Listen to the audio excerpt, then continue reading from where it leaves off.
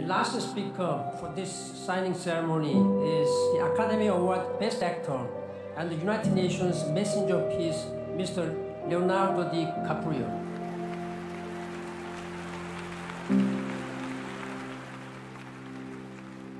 Thank you, Mr. Secretary General, for the honor to address this body, and thanks to the distinguished climate leaders assembled here today who are ready to take action.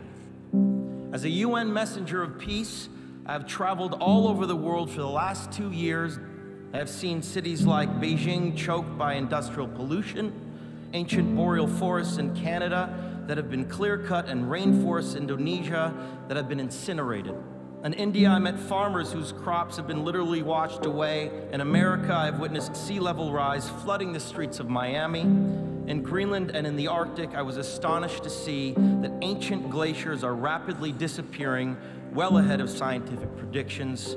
All that I have seen and learned on my journey has absolutely terrified me.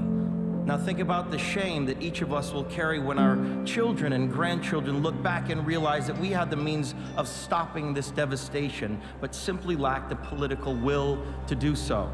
Yes, we have achieved the Paris Agreement. More countries have come together here to sign this agreement today than for any other cause in the history of humankind, and that is reason for hope. But unfortunately, the evidence shows us that it will not be enough. A massive change is required right now, one that leads to a new collective consciousness, a new collective evolution of the human race, inspired and enabled by a sense of urgency from all of you. We can congratulate each other today, but it will mean absolutely nothing if you return to your countries and fail to push beyond the promises of this historic agreement.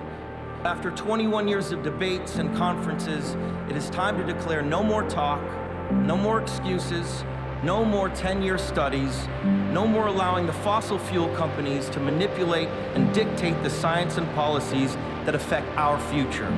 The world is now watching.